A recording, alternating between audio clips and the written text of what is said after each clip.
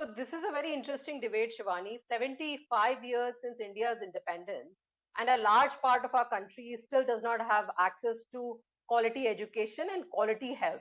Who is to be blamed? The two political parties who've been ruling the country. So now, at this point of time, as a country, we need to decide where do we spend our money? Do we spend our money on welfare measures so that we ensure that each citizen of this country has access to good education and good health care?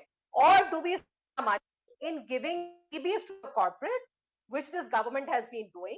10 lakh crores have been written off. 5 lakh crores has been the corporate revenue loss because of change in taxation policy. So these are the real freebies facing this country. Unless each one of us, Shivani, it's very easy for us to sit in air conditioned rooms and say, free bus ki kya zarurat hai? Why don't you go out and talk to the women who use this free bus services? I've talked to many of those women. I'm an economist. I have worked extensively on the subsidy issue and targeting of subsidy. Any economist, be it Amartya Sen or Abhijit Banerjee, any economist will tell you that all of these services need to be universal.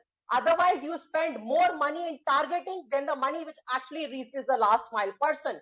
And this is exactly what was happening when, we had this, this issue of BPL card, this card, that card. The poor were actually left out. So first you have to make sure that the service, the subsidy scheme, whatever you want to call it, is universal.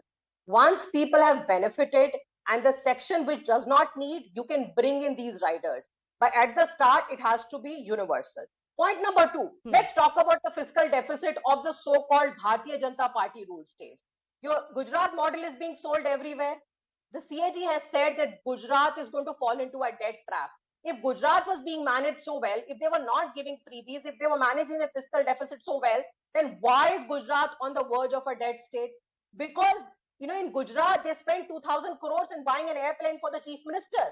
That is what I call freebie. Shivani, there are already existing laws in the country of fiscal management laws. There are enough laws in the country which will not allow you to be fiscally imprudent. And that is the reason why you have bodies like CAG to make sure that governments don't fall into debt trap, they don't overborrow. The only government which is falling into a debt trap is the central government.